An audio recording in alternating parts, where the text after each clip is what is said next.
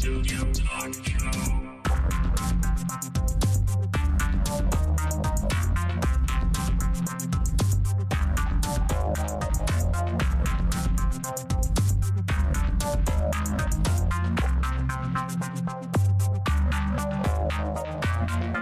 Visual Studio Talk Show. Bienvenue au Visual Studio Talk Show, le podcast où on discute d'architecture avec la plateforme Microsoft. Je m'appelle Mario Cardinal et je suis accompagné de Guy Barrette. Salut Mario, comment vas-tu mon cher? Je vais bien. Un petit peu gelé? Gelé dans le sens de froid. Oui.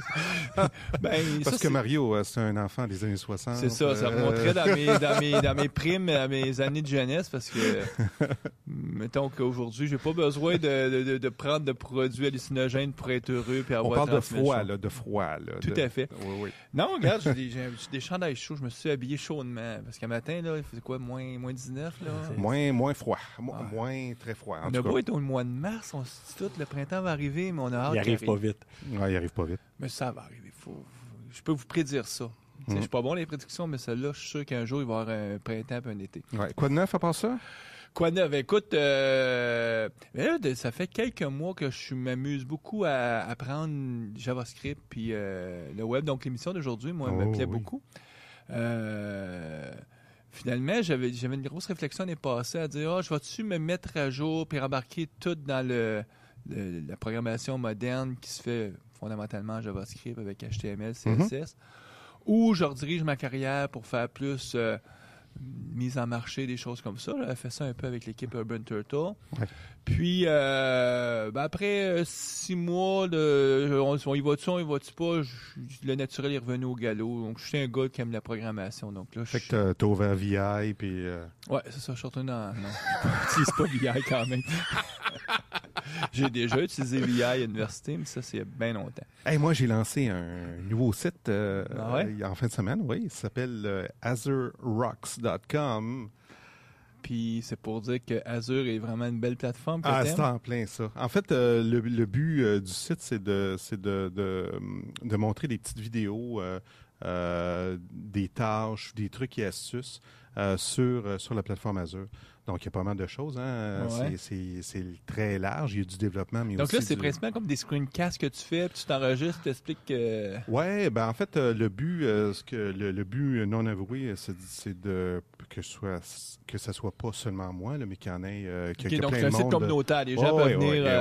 Qu'il y a plein de monde qui participe, là, qui contribue là, finalement. Puis vu qu'il y a beaucoup de choses en anglais. Hein, sur le web, ce que j'aimerais, c'est qu'il y ait beaucoup d'autres choses que de l'anglais, donc du français, de l'espagnol, etc., etc. Donc, fait que azurerocks.com. Ah! Rocks avec un S? Oui. Oui. Oui, ça roche. Ben, hey, c'est une belle initiative, c'est le fun. Puis moi aussi, je me suis remis dedans un petit peu. Là, Toi aussi, tu fais beaucoup dans JavaScript. Oui, tout c'est pour ça va super être intéressant aujourd'hui. Là. Moi, je suis dans Angular. Angular. Un des frameworks. Puis bon, bien d'autres choses, mais on s'amuse. Moi, je suis en train de développer une application, donc on va vous en parler plus tard, quand on sera rendu là. Chaque chose en son temps. Notre invité aujourd'hui, Mathieu Richard. Bonjour. Merci Salut. de m'avoir accueilli. Oui. Première fois que tu fais le talk show. Oui, première fois que je fais le talk show. Je suis bien impliqué pas mal avec la communauté, mais c'est la première fois que j'ai l'honneur de faire le talk show.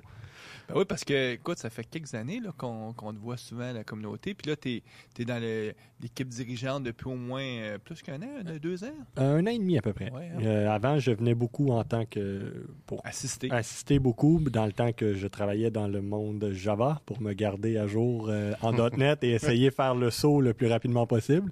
C'est d'ailleurs le user group qui m'a permis de dénicher mon premier emploi là, en .NET.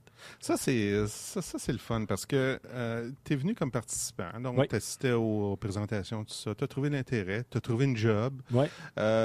Puis là, tu es impliqué dans la communauté, puis ça te donne plein je dirais pas davantage, là, mais tu sais, le fait de rencontrer des gens, de partager. Ben c'est stimulant, justement. C'est l'opportunité de pouvoir partager. Puis dans mon cas, c'était le fait de pouvoir m'impliquer comme co-organisateur ou dans la communauté. C'était un peu ma façon à moi de dire, ben regarde, j'ai été en chercher quand même beaucoup avec la communauté au début en assistant.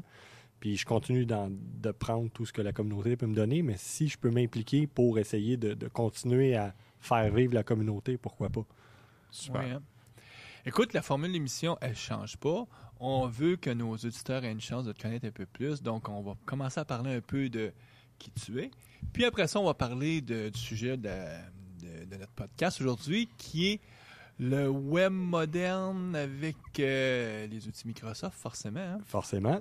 On aime bien moi, j'aime ça, essayer toutes les autres plateformes parce que c'est comme ça qu'on se tient à jour et qu'on voit qu'est-ce qui se passe. VI, entre autres. Entre C'est autres. ça, mais on revient toujours à un moment donné, quand on touche aux autres, on revient souvent dans le monde Microsoft en disant finalement, On c'était est, bien pas dans si nos pire. on est bien dans nos pantoufles avec Visual Studio.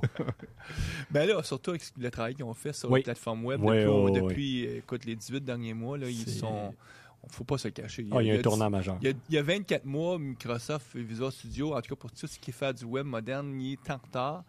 Ils ont pris le virage, ils l'ont pris à vitesse accélérée. Puis, Ben, surtout, ce qu'ils ont fait avec l'intégration un peu de Web Essentials, qui sert de plateforme un peu pour tester le développement, ce qui s'en vient. puis une fois que c'est bien incorporé, ils l'ajoutent ensuite dans Visual Studio. On va pas en reparler, on va juste Oui. peut-être finir ta bio. Donc, Comme il a commencé. ouais, commencer, ça serait.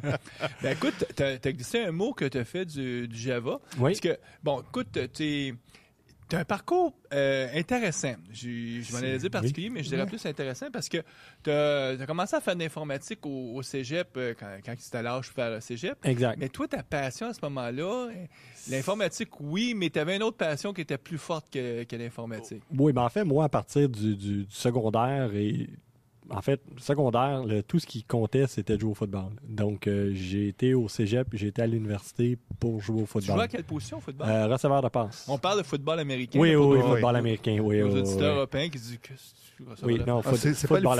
américain. Non, c'est pas le foot. Donc passionné par Oui, le football. exactement. Donc, receveur de passe, ça, il y a un plaisir plus grand quand tu tends la main, tu réussis à aller chercher le ballon et que tu te fais rentrer dedans dans les côtes, appeler. Ben, si c'est les côtes, c'est pas pire. Moi, c'était surtout la tête. Donc là, c'est ouais. plus problématique dans ce temps-là.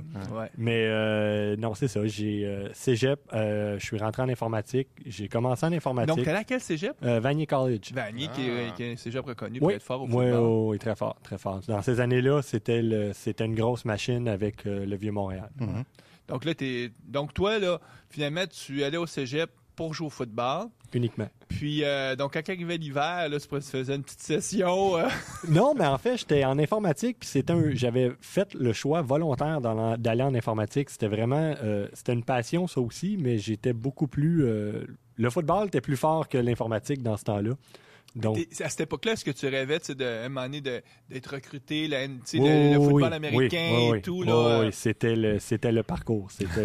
C'était la destinée. Bon, c'est pas arrivé, là, mais... Ben, moi, j'étais pas dans le football, mais moi, c'était au basket. Exact. Puis, bon, maintenant, on se rend compte que oui, on est bon, mais quand on arrive avec tous les Américains et tout... C'est un autre niveau. ben, surtout- Moi, à la Ligue internationale de pitch-net, m'a pas recruté. Donc là, écoute, tu fais du foot. Puis là, je comprends bien, tu as même changé de cégep pour Oui. faire du foot. Oui, oui. Donc, tu es allé à quel cégep après? Ensuite, j'ai été au collège André Grasset. OK. Où là, tu peux plus faire d'informatique. Non, eux, c'est uniquement dans ce temps-là, c'était uniquement des programmes préuniversitaires. Donc là, je suis rentré dans le moule de sciences humaines. J'ai pris avec mathématiques, par contre, au minimum. Puis ensuite, j'ai fait mon 3 ans là-bas pour faire un sciences humaines. Et ensuite, ça a été... Faire du football, surtout. Hein? Surtout, ouais. On calculait en fonction du nombre de saisons que ça nous donnait et non le nombre de sessions de cégep.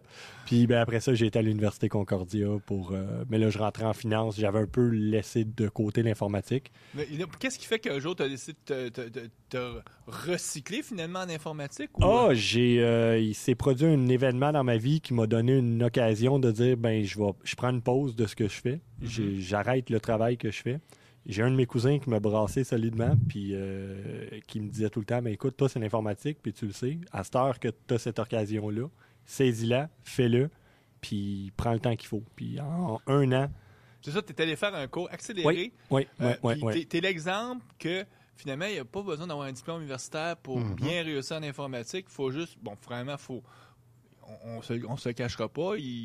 Il y a des gens qui ont les aptitudes, ils comprennent sans avoir besoin de lire 25 fois qu'est-ce qui se passe. Merci. Donc, il y a du monde en tout cas, on dirait qu'ils sont tombés dedans. C'est un peu comme Obélix. Ils sont tombés dans la potion magique quand ils étaient petits. C'est un talent naturel. C'est ça. Et la passion, parce qu'il faut y mettre du temps. Hein. Oui, ils disent pour devenir un expert, il faut au moins 10 000 heures. Exact. Donc, ça prend plusieurs heures de débogage sur sa machine, puis combien de fois on remonte notre machine, puis qu'on remonte notre Visual Studio. J'ai arrêté de les compter déjà, ceux-là. Donc, tu vas faire un cours accéléré, et là, après ça, tu trouves un emploi dans le monde Java, si je comprends bien. Exactement, où j'ai fait ma formation par là. Là, on remonte à 5-6 ans. 5-6 ans à peu près, oui. Puis où j'ai fait ma formation, ils m'ont offert un emploi à temps partiel le temps que je termine. J'avais pas terminé, ils m'ont offert un emploi. Une fois que j'ai terminé, j'ai fait à peu près 1 an et demi, 2 ans là-bas. Puis, par le biais, je venais à la communauté, justement. Puis, c'est là qu'un jour, j'ai vu un peu l'entreprise pour laquelle je voulais travailler. Mm-hmm. J'ai directement été voir le gars en question. Puis, je lui ai carrément dit, écoute, je suis développeur Java, je veux travailler en .NET, je veux travailler pour ta compagnie. Il m'a dit, envoie-moi ton CV demain, puis... on s'organise une rencontre. Puis c'est à partir de ce moment-là, ça a déboulé en .NET, puis je le regrette Parce que là, pas. ça fait quoi? Ça fait presque 3 ans que tu travailles chez Oui, GSoft. 3 ans chez GSoft. Puis avant ça, quelques années, tu as été... J'ai fait 1 an chez Inventive. Inventive. Exact. Puis après ça, tu as fait le saut chez GSoft, exactement, depuis 3 ans. Puis, GSoft sont reconnus comme étant une des firmes très, très... En tout cas, reconnues pour une expertise du côté SharePoint. Oui, exactement. Mais là, toi, tu fais pas du SharePoint? Non, moi, je fais pas du SharePoint. On a une équipe un petit peu plus petite qui fait du développement web et .NET. Par contre, une de nos acquisitions majeures, on a été chercher Simon Laroche dernièrement. Ouais. J'ai travaillé fort d'un coin. Poids lourd, ça. C'est un poids. Non, moi, j'ai rien dit. C'est une acquisition majeure. Moi, j'ai rencontré, quand je joue au hockey avec l'ancien propriétaire de PCMS au travail de mon petit. Donc, je le revoyais dernièrement, puis il me disait, j'ai vendu ma compagnie. Là, je regarde, je dis, ah ouais? Je dis, ben là, qui a acheté? Il dit, je suis pas sûr qu'ils ont la touche, mais je dis, ça va bouger. Puis là, j'entends juste des nouvelles de gens. Il ne doit plus rester grand monde qui était très fort chez PCMS. Là-dessus, je me prononcerai pas. Terrain glissant. Oui, j'embarquerai pas là. Prochain sujet. Mais écoute, puis Montréal, c'est une petite ville. Oui. Mais je suis sûr que nos auditeurs, que même dans une grande ville comme Paris, c'est quand même un petit monde. Hein? Tu viens que tu connais les visages, les gens, puis les personnes qui sont extrêmement compétentes, ils restent pas longtemps libres sur le marché des agents. Non, c'est le marché est en surchauffe. Oui. Donc, essentiellement, tu fais de l'architecture. On pourrait écrire ça comme ça. Je fais un mix d'architecture, développement. Oui, j'ai les mains dans le code, mais un petit peu d'architecture présentement dans le mandat dans lequel je suis, mais principalement beaucoup de développement. Puis tout autour du web, hein? Oui. Moi, je suis web comité à 100%. Donc, tu fais partie des chanceux qui n'ont jamais eu à apprendre XAML. Malheureusement, je peux pas dire ça. Mon ancien emploi, c'est ça qu'on faisait. XAML, VPF, tout ça. Exactement. Moi, je peux vous dire, j'avais décidé, en tout cas pour différentes raisons, que je ne ferais pas le saut vers XAML, VPF, et je suis pas malheureux de ne pas avoir investi beaucoup de temps là-dedans. Moi aussi, j'ai pas investi beaucoup de temps. C'est parfait. Donc, puis à un moment donné, en tout cas, j'avais investi beaucoup de temps dans le web parce que exact. J'ai toujours cru que le web, c'était ça qui était important. Puis là, le futur ne fait que nous confirmer que c'est là qu'il faut aller. Si je peux me permettre une parenthèse, par contre, c'est d'ailleurs après une de tes présentations que je m'étais dit je devais absolument sortir du XAML. Tu avais parlé de JavaScript, puis du web, puis comment que c'était vraiment la bonne... ouais? Oui, puis c'est à partir de ce moment, à partir d'un de ces moments-là où ça a commencé à peser dans la balance. Puis éventuellement, pas longtemps après. Il y a longtemps, là, ça? Pas si longtemps non, que ça. Il y a 3 ans, à peu près. 2-3 ans. Mario de l'influenceur. Et voilà. Ben, parlant c'est de comme web. ça. Parlant de web. Parlant de web. Le but de notre podcast. Non, Le mais, web moderne. tu sais, à la base, puis on va parler de web, à la base, c'est la prise de conscience que le JavaScript qui roule dans ton navigateur, C'est universel. c'est le nouvel système d'exploitation, à quelque part. Ben, c'est un langage universel là, qu'on va retrouver. C'est une sur machine toutes les virtuelle universelle aussi. Dès que tu es capable de rouler ton JavaScript, ton HTML, ton CSS, on s'entend, là, il y a des petites différences de navigateur, mais à terme, on s'attend à ce que, de la même façon, il y a des différences sont moindres, par exemple, entre le système d'exploitation d'Apple puis Windows ou Linux puis Windows. Là. On est vraiment dans... C'est comme des frères presque siamois. Il n'y a pas beaucoup de différence. Au moment où on se parle, l'avenir dira si verra qu'est-ce qui va arriver. les grandes entreprises vont prendre des divergences Mais là-dessus. encore 6 mois d'innovation, il va en avoir assez pour permettre aux grandes entreprises de faire des applications lignes, ce qu'on appelle des lignes d'affaires sur le web. Là. C'est vers ça que l'entreprise va vouloir aller. Elle ne veut pas forcément changer les besoins d'affaires restent toujours les mêmes. Hein. Les entreprises, ce qu'elles veulent, c'est réaliser finalement leur mission qui est ultimement faire de l'argent. Mathieu, Oui, je suis développeur web. d'accord. Là, j'ouvre mon Visual Studio, puis je me suis dit, il faut que je développe une application web moderne. Ben, il faut-tu prendre Visual Studio? Il y a 3 ans, là, moi, quand je m'intéressais, là, tout le monde me disait, non, tu t'en vas sur Sublime, tu t'achètes un Mac Air, oublie ça, le C'est une Visual bonne Studio. question. Ouais. Aujourd'hui, là, en 2014. Mais en fait, si on prend les versions Visual Studio 2013, c'est un bon outil de développement web, premièrement. Opinion personnelle, moi, je crois que oui. Il y a beaucoup de travail qui a été fait, comme on parlait tantôt. Il y a un bon support, l'intelligence est là pour t'aider. Avec les ajouts de fichiers JavaScript qui sont plus natifs. On fait un petit sondage ici. Donc, toi, tu dis oui. Toi, Guy, tu t'es même acheté un Mac parce qu'à un moment donné, tu voulais explorer tout développer des applications pour iOS. Donc, tu avais tout là, pour faire le saut puis aller vers l'outillage Mac puis commencer à utiliser Sublime. Est-ce que tu utilises ça pour développer pour le Non, web? pas du tout. Là, c'est Visual Studio. J'ai pas besoin de connaître plus qu'un Puis là, ben, on va environnement de exact. développement. Toi en toi, moi, je suis dans Visual Studio. 2013, c'est ce qu'on va parler. Vraiment, ça fait beaucoup de choses pour les développeurs. En tout cas, les développeurs web, ils ne devraient pas se sentir Non, délaissés. disons que pour reprendre une expression que j'ai déjà entendue, t'es équipé avec un bazooka pour tuer une mouche. Ça, c'est clair. Donc, on revient à ta question, Guy. Bon, je suis développeur web. Oui. Là, je me dis, il faut que j'apprenne les nouvelles techniques, il faut que j'apprenne les nouveaux outils, les nouvelles librairies. Puis là, il y en a tellement. Là, je veux pas me garrocher partout. Là. Je veux focusser sur ce qu'il y a de l'attraction au niveau de l'industrie.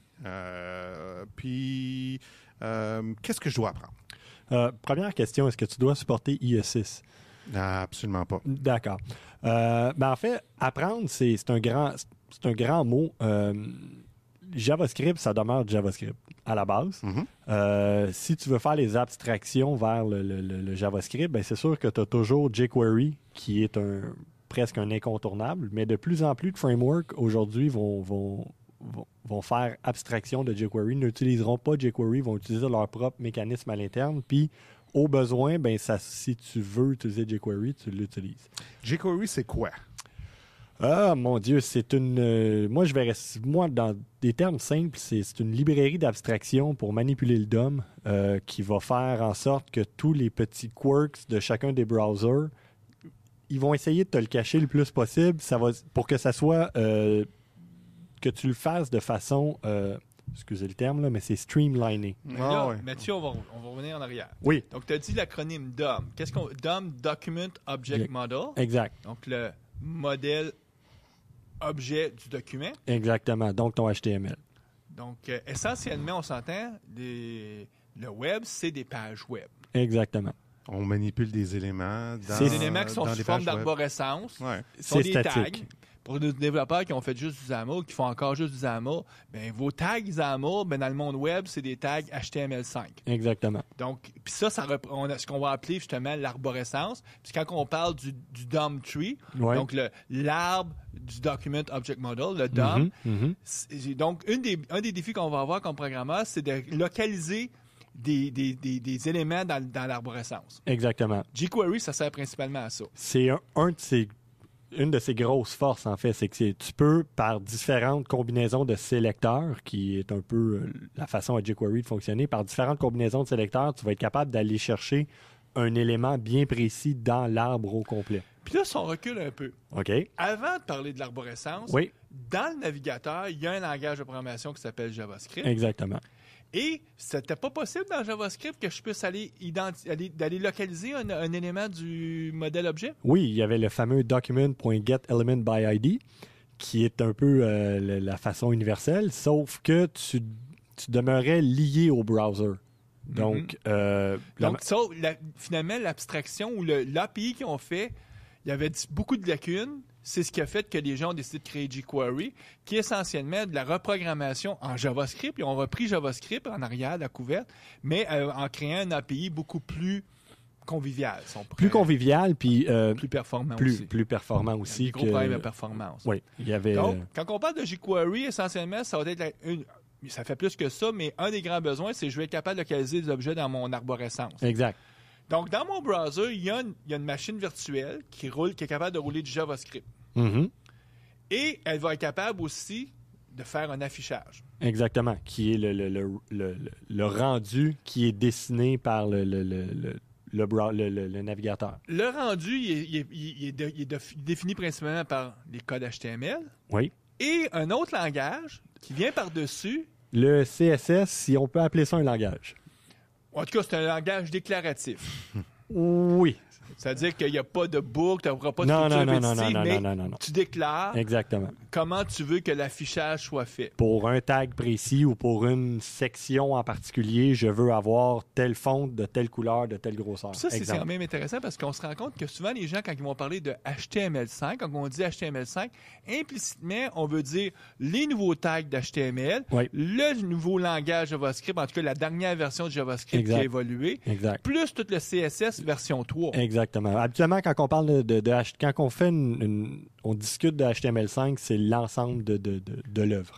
C'est le HTML, le CSS puis le JavaScript, tout ce qui est nouveau. Et implicitement, le fameux Document Object Model qu'on manipule avec jQuery, et jQuery est la librairie standard parce que l'industrie l'a adopté.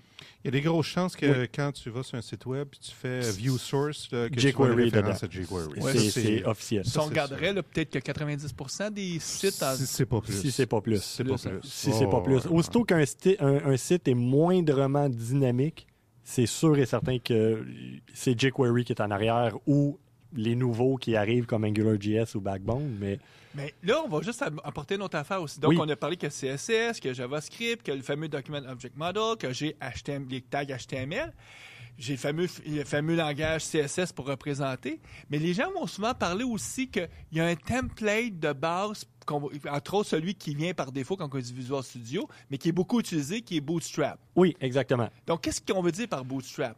Bootstrap, en fait, c'est un framework qui a été développé par les ingénieurs chez Twitter. Puis eux ont mis en place un framework, mais vraiment, c'est front-end. Eux ont combiné le JavaScript et le CSS et ils ont créé des composantes en JavaScript, des fenêtres modales, un paquet Donc, d'autres trucs. Ce qu'on veut dire par là, c'est que c'est bien beau avoir les fameux tags HTML5, mais c'est pas assez pour faire Non. du beau rendu visuel. Non, Non, c'est un peu assez. Si tu, en utilisant Bootstrap, si tu n'as pas besoin d'utiliser des composantes particulières comme les fenêtres modales, c'est le meilleur exemple qu'on peut donner, si tu n'as pas besoin d'avoir d'interaction JavaScript, tu pourrais facilement avoir un beau rendu visuel qui est responsive, en utilisant les tags, les On va classes revenir sur le Bootstrap. mot responsive, ça Ouais. aussi c'est important. C'est un Mais autre, donc là, ce qu'on entend par Bootstrap, c'est la capacité de faire des objets visuels plus Ben, c'est dans les fenêtres modales, entre autres. C'est un peu un bootstrap sur ton développement web, Exactement. dans le sens où ça te permet d'accélérer ton développement, en fait, Oui. ton rendu. Là. Ouais. Puis, chose intéressante, c'est que quand on crée un nouveau projet dans Visual Studio 2013, un nouveau projet MVC, C'est built-in. c'est built-in, c'est par Oui. défaut. Là. Ça vient avec Bootstrap Knockout. Je vous pose la question, messieurs.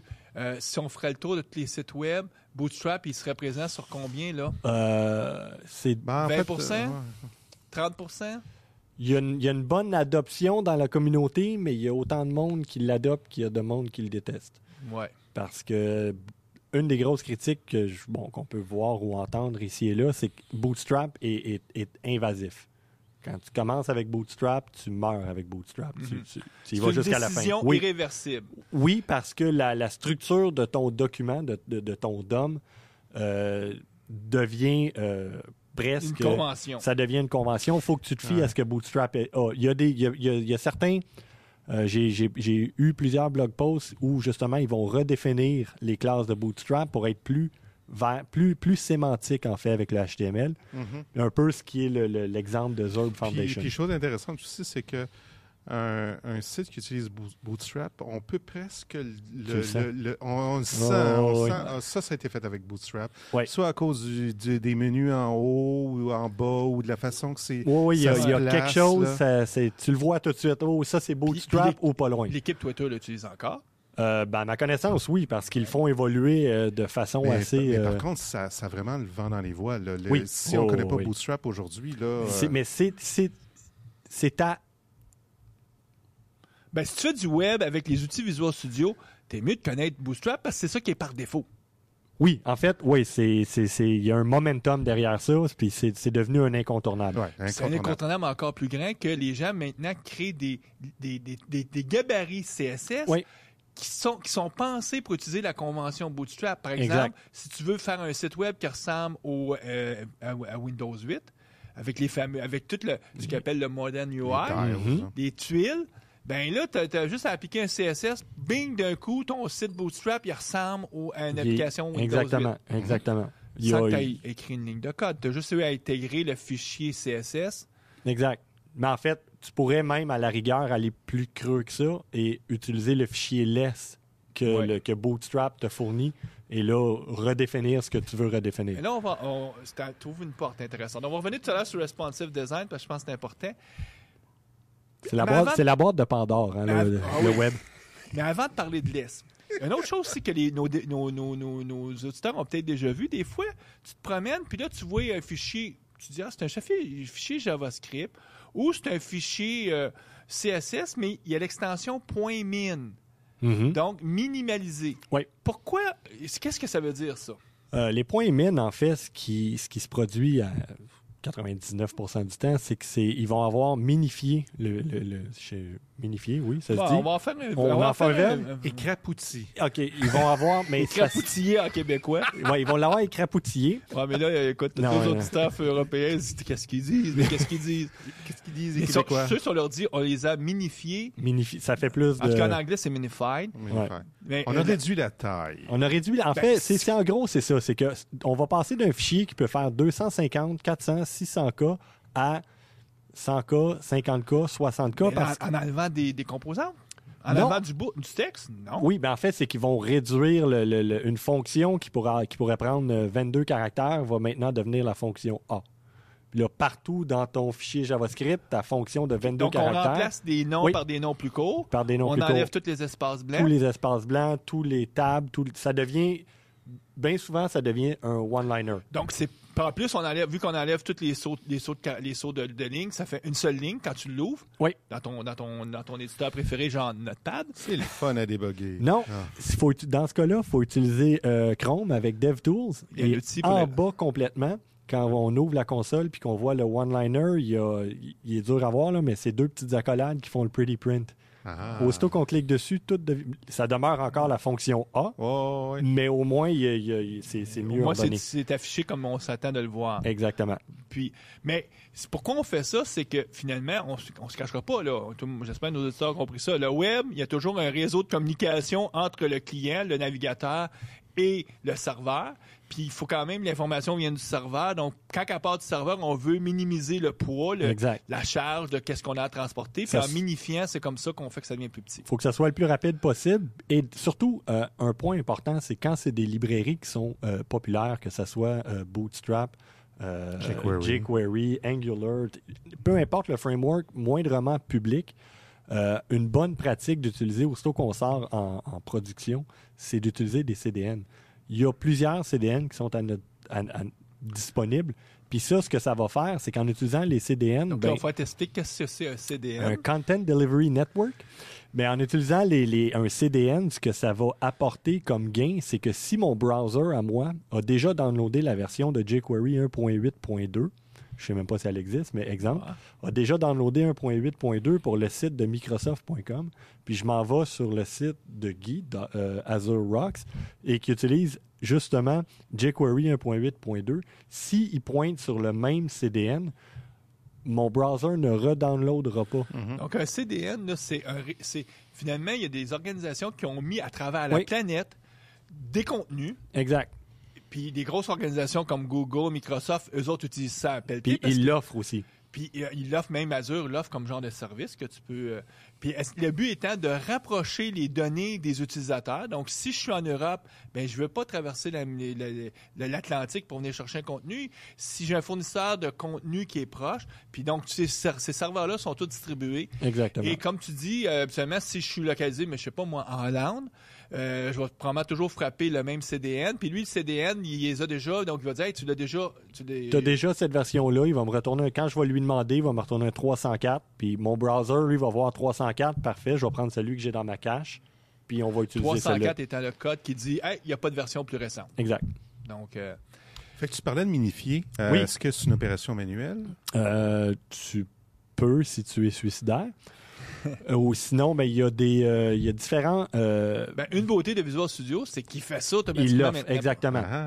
Mais on va avoir... J'ai eu une brève discussion avec Darryl Miller là-dessus sur Twitter. Minification, c'est parfait. Mais ce que Visual Studio offre aussi, c'est le bundling. Et là, il y a... je l'ai apporté... C'est une autre école de pensée. Mais là, on va en parler de ça. Donc, tu disais que c'est important justement d'utiliser des Content Delivery Network pour rapprocher l'information. Mais il y a beaucoup de gens qui vont dire, avant même de se préoccuper de mettre en place, d'utiliser des CDN, c'est évite de faire 8 requêtes HTTP pour aller chercher 8 librairies JavaScript. Quand si tu fais une seule requête, puis tu vas chercher tout d'un coup, ça devrait être plus rapide parce que le coût de se promener sur le réseau est toujours, on s'entend, le réseau est 1000 fois plus lent que ta machine en mémoire. Oui. Donc, l'approche étant de dire, bon, ben à ce moment-là, je vais bundler, donc je vais regrouper, en bon français, ce serait peut-être le bon mot. Ouais. Je vais regrouper toutes mes librairies dans un seul fichier, puis je vais demander à ce moment-là, donc ma page HTML, elle va dire, je vais chercher un seul fichier JavaScript, par exemple, un seul fichier CSS. Donc là, toi, il y a une certaine polémique associée à ça. Ben oui, parce que le bundling, d'après les explications que j'ai reçues, puis d'ailleurs, je vous conseille fortement la présentation du 26 mai où Darryl Miller sera là. Donc, si vous voulez lui poser ces questions-là, c'est le meilleur homme pour répondre.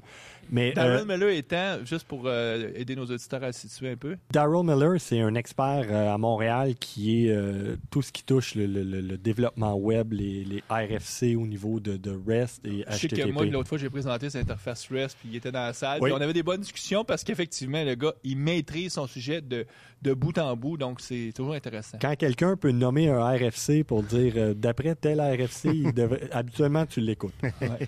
Mais c'est ce qui semblait mentionner, c'est que la problématique avec le bundling, c'est que si tu dis, bon, mais je vais faire juste un appel pour aller chercher la totalité de mon JavaScript, si ton JavaScript a un certain poids, même s'il est minifié, pourquoi est-ce que tu voudrais tout redownloader quand tu as changé seulement, exemple... C'est toute l'histoire de... J'ai juste un fichier des JavaScript qui est mis à jour, puis là, donc là, c'est tout le défi de... Exactement. Si tu as plusieurs petits fichiers, ben il y en a qu'un qui est... Parce que tu vas avoir des 304 avec pas de mise à jour. Exact. Plutôt que d'avoir un dans notre tout. En fait, il n'y a pas de réponse Il n'y a pas de parfaite, réponse magique. C'est selon l'utilisation, selon le cas d'utilisation. Mais c'est sûr que si tu fais du bundling, puisque la façon que tu vas bundler pour ton site, ça va être probablement la seule pour toi, la stratégie d'utiliser un CDN a presque plus d'allure parce que, à moins que tu bundles quelque chose qui serait très standard, parce que de la façon ton fichier, il ne sera pas pareil comme celui que d'autres font pour leur site. Donc là, tu vas optimiser pour ton site. Tu n'auras pas exactement les mêmes librairies que quelqu'un d'autre. Là. Non, c'est ça. Mais ce que tu vas vouloir utiliser en termes de CDN, c'est tout ce qui est les librairies externes. Ouais. Ce que tu vas utiliser pour jQuery et autres, tu vas vouloir utiliser un CDN. Moi, je serais porté de l'école, dire bundle tout ce qui est de l'externe, mais mets surtout pas ton petit bout de code CSS à toi dedans, parce que c'est sûr que là, lui, il y a des chances qu'il bouge, qu'il évolue, puis qu'il soit toujours en train de Mais si tu bundles tout ce qui est de l'externe, tu te retrouves dans la situation où tu peux pas profiter du caching du browser. Donc, j'ai été visiter Microsoft.com qui utilise jQuery. Je m'en vais sur AzureRocks.com.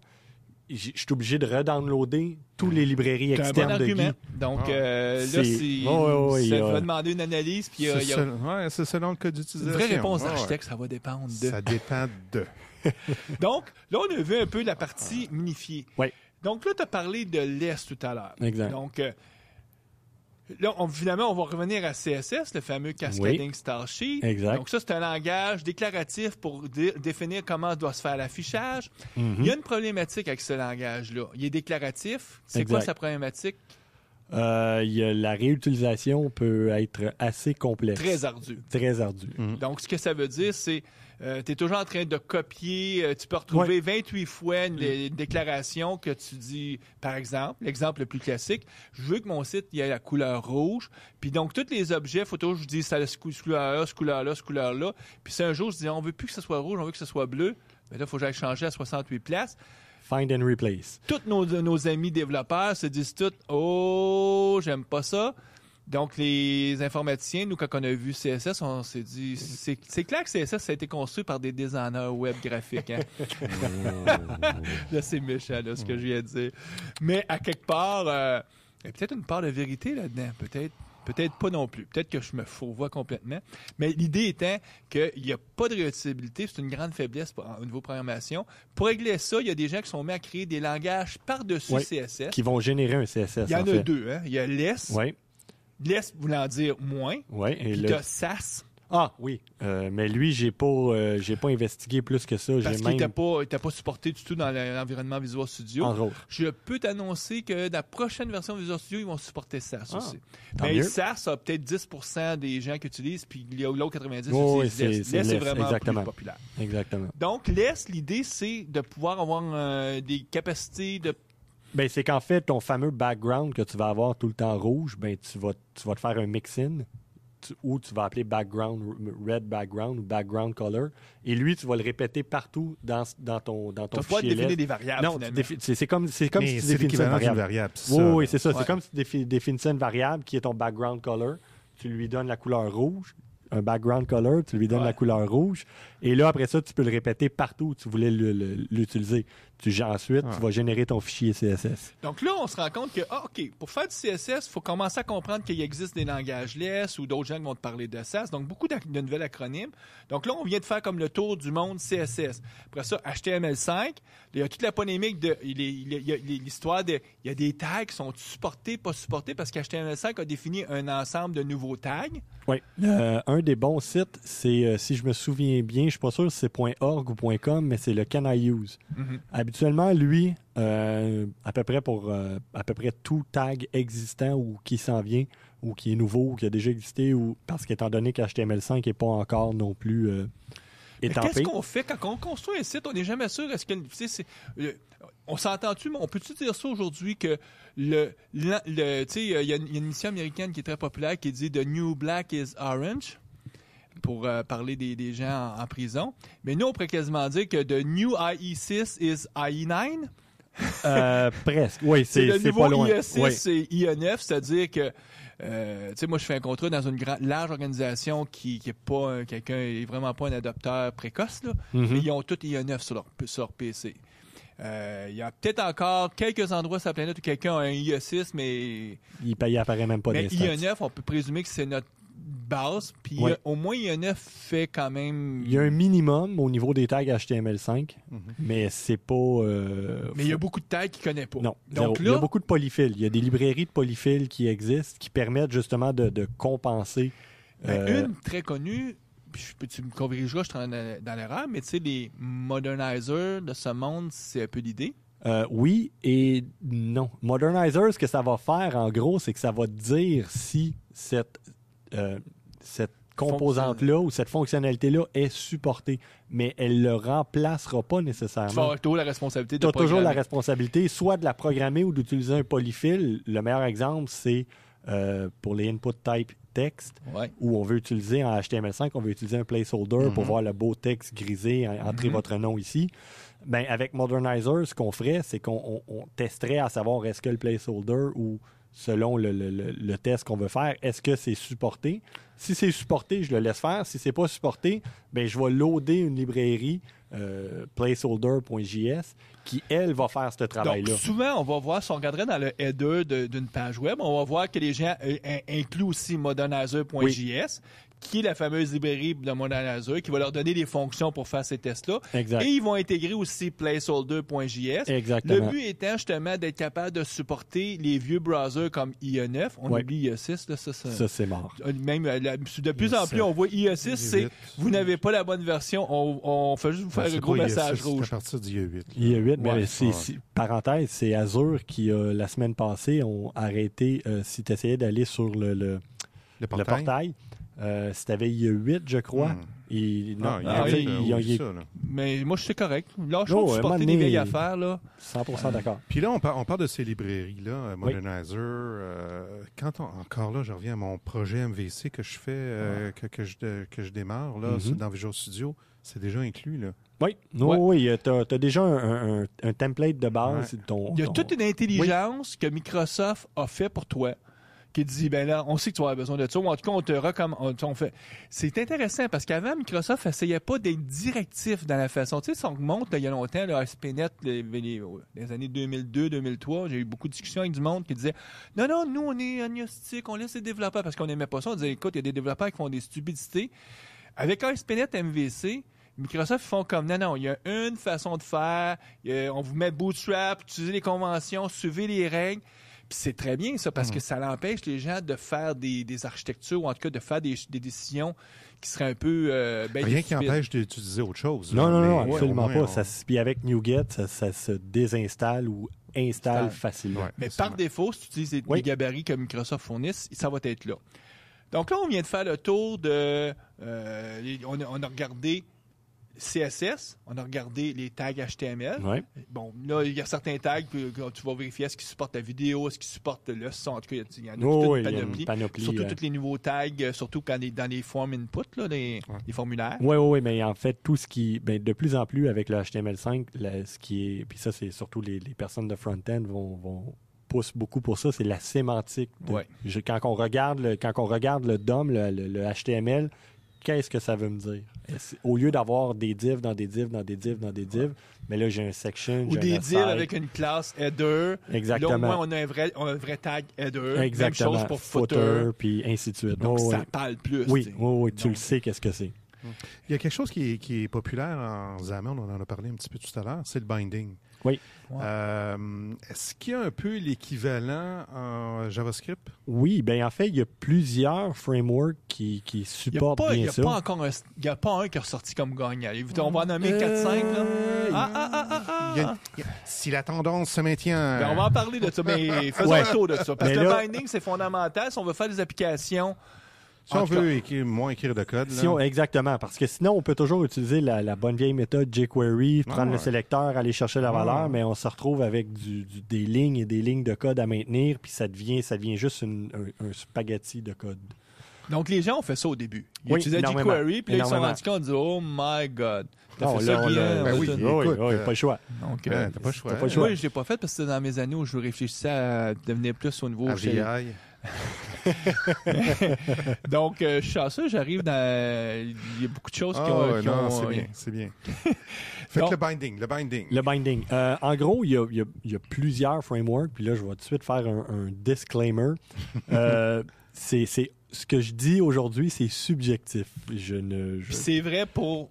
En JavaScript, c'est vrai pour mars 2014. Oui. Mais peut-être que dans 3 mois, ton opinion va complètement changer. Un mois même. En JavaScript, ça va développement vite. Web, ça va vite. Donc, mais présentement, dans les gros frameworks qui ont un bon succès en termes de data binding, il y a Knockout qui vient built-in quand on part un projet Visual Studio.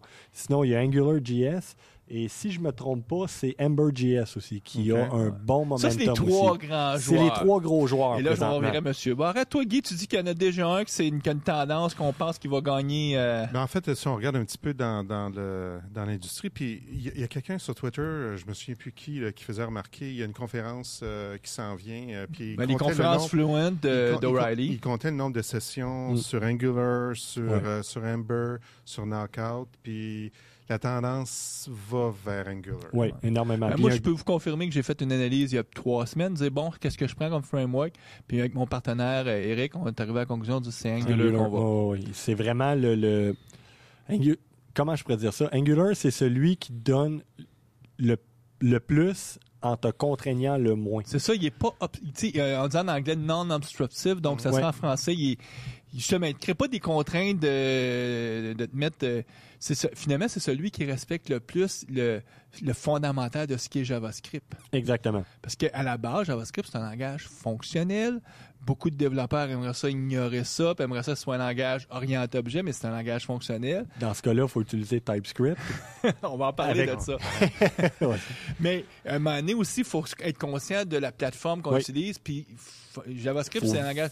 Parce que une des choses que j'ai fait l'été dernier, c'est je dis OK, là, j'embarque, mais je dis, je vais apprendre comme il faut JavaScript. Exactement. Je faisais partie, puis je ne sais pas si vous faites partie de cette école-là, mais moi, je faisais partie de l'école que ça faisait 10 ans que je faisais JavaScript, mais je n'avais jamais vraiment étudié ce langage-là. J'étais toujours, c'est un langage niaiseux, là. C'est facile, cette affaire-là. Donc, puis là, je me suis mis dedans. J'ai lu les livres de Douglas Cockford. Ouais. J'étais allé chercher, il y a des séries gratuites, entre autres, les Succinctly. Très bien, tu peux. Ouais. Donc, ça donne l'idée. Puis là, pour se rendre compte, dire, OK, il y a des parties que tu veux pas faire en JavaScript, tu veux ignorer parce que le langage est fait trop d'affaires. Oui, Puis ça tu veux juste pardonne utiliser pas. le sous-ensemble. Et si tu veux pas tout te badrer de ça, puis tu veux rester dans un paradigme vraiment orienté objet, tu peux utiliser TypeScript. Mais là, Ouais. c'est un peu comme l'ES par-dessus CSS. Exactement. Tu crées un autre langage qui va recompiler le tout ou qui va traduire le tout en vrai JavaScript en dessous. Ouais. Parce que là, tu vas avoir des nouveaux tags qui sont des tags qui viennent dérivés principalement de C#. Exactement. Beaucoup de dérivés de C#, puis ce que ça crée, ben, c'est que c'est un autre langage pour faire Parce du que là, JavaScript. Parce que là, tu peux faire du CoffeeScript qui va t'amener à te faire générer éventuellement un JavaScript aussi. Là. CoffeeScript, c'est un compétiteur à TypeScript. Oui. Et il y a qui d'autre qui fait aussi t'as Dart, je pense? Dart, mais ça, c'est le langage de Google. Ouais. Puis encore là, j'ai Mais ça va faire du JavaScript en arrière. Ça peut faire du JavaScript en arrière, mais Ça pourrait faire autre chose ben, aussi? c'est que il y a dans Chrome, si je me trompe pas, il y a ce qu'il appelle le Dart Engine, Ouais, c'est qui vrai. lui va utiliser directement le fichier Dart. Mais là-dessus, j'ose pas trop m'avancer parce que j'ai pas... Mais les deux grands joueurs aujourd'hui, c'est CoffeeScript d'un bar, TypeScript de l'autre bar. CoffeeScript puis TypeScript gratte un peu pour essayer de monter la C'est pente. CoffeeScript qui est le... Oui, qui est en le- termes on s'en- de langage au-dessus du JavaScript, c'est CoffeeScript qui est le besoin, c'est que les programmeurs qui viennent d'un paradigme orienté objet, eux autres, quand ils regardaient JavaScript, le premier réflexe, c'était de dire c'est de la merde, ce langage-là. Puis quand ça se fait que si j'oublie de mettre ma parenthèse là, j'ai des bugs qui apparaissent, en tout cas, il y a toutes sortes d'effets de barre que le monde faisait comme je peux savoir quelque chose qui va me générer du JavaScript qui fonctionne, mais que je verrai pas. Puis c'est ce que fait CoffeeScript. Il dit ben là, tu vas pouvoir te créer des classes, tu vas pouvoir te créer des interfaces. Toutes des choses qu'une interface dans un langage dynamique comme JavaScript, ça n'a comme pas de sens. Tu n'as pas besoin de te faire une interface. Ben, ça n'a pas de sens. Ça peut avoir un sens de se faire un contrat, mais tu n'as pas toute la problématique d'avoir un langage fortement typé. Donc, théoriquement, tu ne devrais pas avoir besoin de classe, mais puis d'interface surtout. Mais si tu aimes ça, travailler avec des interfaces, mais tu peux les faire. Oui, c'est ça, mais ça va quand même te forcer à apprendre un nouveau langage qui va, en bout de ligne, qui va juste t'abstraire ce que tu veux pas voir dans le JavaScript. En bout de ligne, si tu veux arriver à bien faire ton travail, à bien maîtriser ton travail, de manière, tu n'as pas le choix. Il faut que tu te Toi, relèves Mathieu, les est-ce manches. que tu utilises TypeScript? Je l'ai utilisé, j'ai fait une présentation ici, mais j'ai pas... je me suis pas... Tu as décidé de rester avec le JavaScript de base. Ouais, moi, je préfère rester au JavaScript. Mais là, non, j'ai pas utilisé parce que c'est pas une version, il n'y a pas de version finale En encore là, plus? qui est sortie. Oui, c'est Ouais, sorti. je crois que la version 1 est sortie en Ah, ça, 1.0 ou elle est sortie RC Je ou pense elle qu'il va va être annoncé sortir. au Ouais. build. Là. Ouais, c'est ça. Mais Parce qu'il n'y a pas eu de gros boom Non. sorti. Là, je pense que c'est ça qui manque un petit peu. Moi, c'est Exact. vous, qu'est-ce qui fait que j'ai décidé à un moment donné de ne pas embarquer dans ce chemin-là? Ça m'a rappelé trop tu sais, c'était quoi ASP.NET là, quand c'était présenté en 2001, je me souviens d'avoir vu les présentations. Ouais. On nous disait, on va te faire une belle abstraction, puis tu n'auras pas besoin de comprendre le web en arrière. Puis toutes ces Ça va être abstractions-là, comme ils du ont toujours développement Windows. toujours Voilà. des fuites. Oui. Ben là, on nous dit, tu vas pouvoir quand même commencer C#, tu n'auras pas besoin de comprendre le JavaScript, mais la réalité, c'est qu'il va falloir que tu Tu n'as comprennes pas le le choix. JavaScript. Si tu veux être capable de réaliser de quoi, il faut que tu le fasses. Aussi bien étudie comme il faut JavaScript, Exact. utilise-le correctement, comprends ce qui se passe parce que tu seras vraiment capable de débugger ton code puis en plus, tu te crées comme une couche de complexité Ah, ouais. accidentelle. Bon, il y a des gens chez Microsoft qui m'écouteraient puis ils feraient comme bon Mario, t'as pas compris là, ça accélère ton rythme de déploiement, ton développement parce que tes programmeurs n'ont pas besoin de tout réapprendre. Ben, écoutez, apprenez JavaScript là, c'est là au moins pour les 10 prochaines années. Minimum. Tu sais, en tout cas, peut-être que je me trompe, mais il me semble que pour 10 ans, ça va être là encore. En fait, c'est un petit peu comme tu disais, Mathieu, tout à l'heure. Là, on est le 17 mars Ouais. 2014. La semaine prochaine, il y a peut-être... là, c'est un petit peu C'est court, là, long, mais oui. c'est le mois prochain, là. Il y a peut-être quelque chose de nouveau qui va sortir. Il y a Ouais, peut-être mais une pour nouvelle tasser tendance. JavaScript, là. Non, je te parle pas de tasser JavaScript, mais je parle des librairies, Oui, là, exact. comme on les connaît. Fait que c'est super important pour un développeur web de tout le temps être à l'affût. Oui. Oh, De oui. regarder qu'est-ce qui se passe au niveau de l'industrie, de regarder, hey, c'est quoi les sujets des prochains user groups, de quoi on parle dans les prochaines conférences, puis Exactement. Une des pires choses à faire en développement web, c'est de commencer à travailler avec des œillères. Ah ouais. De se dire, OK, ben moi, je m'assis, Microsoft me fournit Bootstrap avec Knockout. Bon, bien, je me commets à 100% Bootstrap Knockout, puis je regarde pas ce qui se Parce passe que ailleurs. Knockout est en perte de vitesse face à Angular, en tout cas. ben, on peut dire, encore tu Ouais. étais là il y a plusieurs années, puis Quand là, Knockout pas quand Knockout est sorti, mais quand Microsoft a commencé à pousser beaucoup Knockout, ça a eu l'effet dans la communauté en développement en .NET, ça avait l'effet d'une bombe, en fait, parce qu'on voyait tout de suite, j'ai plus besoin justement de passer par jQuery puis les sélecteurs. Puis là, on s'est rendu compte que, OK, Knockout, puis là, encore là, ce ne sont que des opinions personnelles, je veux pas avoir de courriel de menace, mais Knockout te donne cette force-là au niveau du two-way binding, Ouais. mais, puis là, je dis c'est tout, mais vous le voyez pas, mais je fais des guillemets, là.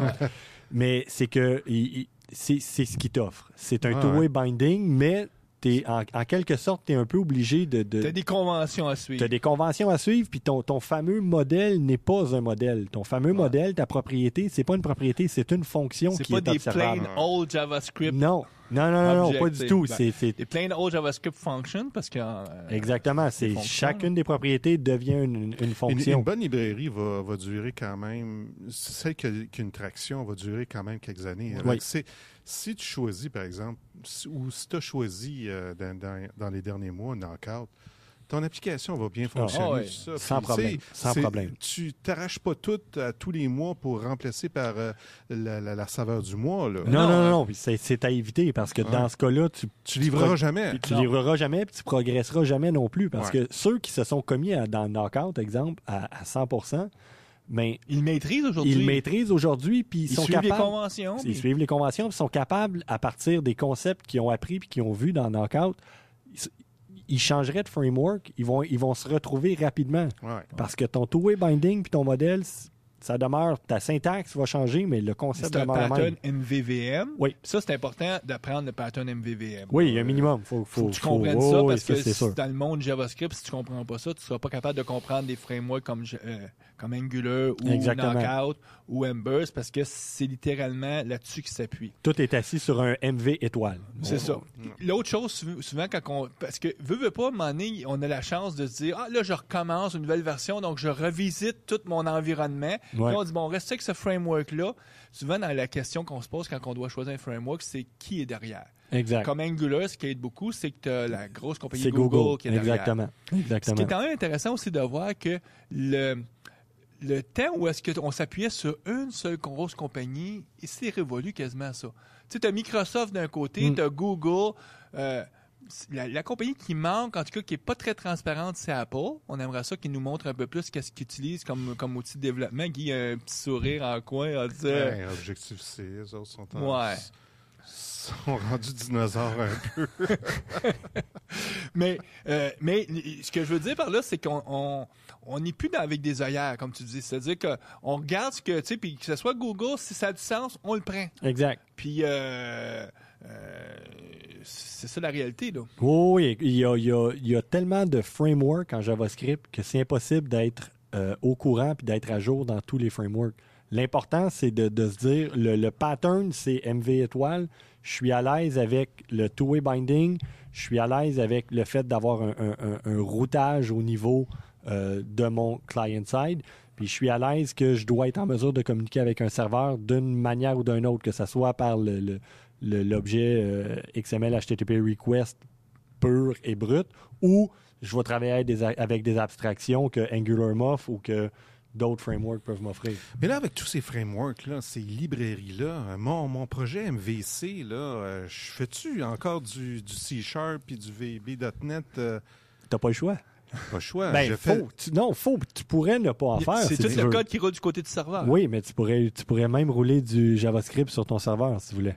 Avec Node. Avec Node.js, Ça, c'est exactement. l'alternative. C'est Il y a des gens qui disent, ouais. moi, on veut un seul langage, JavaScript, d'un oui. côté serveur, Exact. côté Je client. pense pas qu'on soit rendu là encore. Ben, si tu utilises ASP.NET, le choix, c'est C# du côté Oui, serveur. mais c'est ça. Si j'ai appris mon C#, mon VB.NET, mon code, Exact. mon code du côté serveur, d'accès aux données, tout ça, Ça demeure là. Ça demeure là, puis c'est seulement la couche de, pas la couche de transport, mais le moyen de dialoguer entre tes deux, entre ton front-end puis ton back-end, Mhm. qui va varier selon le framework que tu utilises. En bout de ligne, ça demeure du HTTP, mais je veux dire, tu pourrais décider d'utiliser ton framework MVC, d'utiliser MVC 5, puis de sérialiser tes objets en JSON dans un fichier JavaScript. Mhm. Ouais. Et là, par la suite, ben, quand le browser va tout récupérer, mais là, l'engin client-side, que ce soit AngularJS ou un autre, lui va faire son travail de tout mettre en place, ou tu pourrais utiliser MVC pour te livrer ta vue uniquement, puis AngularJS, de son côté, parlerait à un endpoint Web API, où là, l'accès aux données se ferait, puis il sérialiserait directement à AngularJS. Oui, tu parles d'accès aux données. J'ai utilisé dans mon projet Breeze. Oui, exactement. Qui est comme un petit ADO, là, Ouais. directement en JavaScript, là, qui fait des appels au service, qui va récupérer les données. Tu fais des requêtes. Presque tu as l'impression de faire du OData sur ton Breeze. Oui, Ouais, puis ouais. à un moment donné, c'est presque du link que je suis Ouais. en train de faire Ouais, ouais. en JavaScript.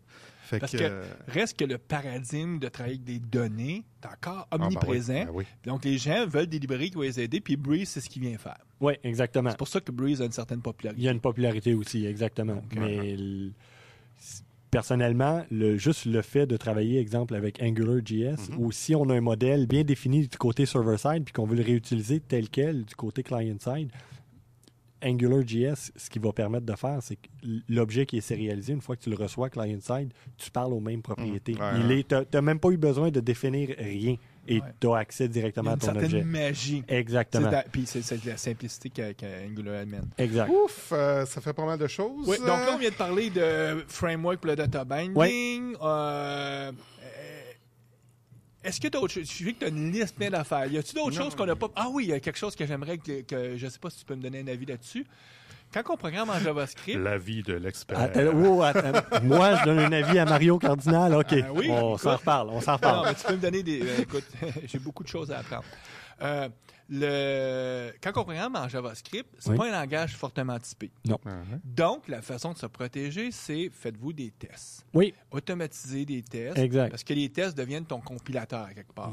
oui. C'est Mais si eux tu autres veux qui créer des tests, ça veut dire que ça te prend un environnement pour faire des tests unitaires aisément en JavaScript. Comment ça marche dans Visual Studio 2013, les tests?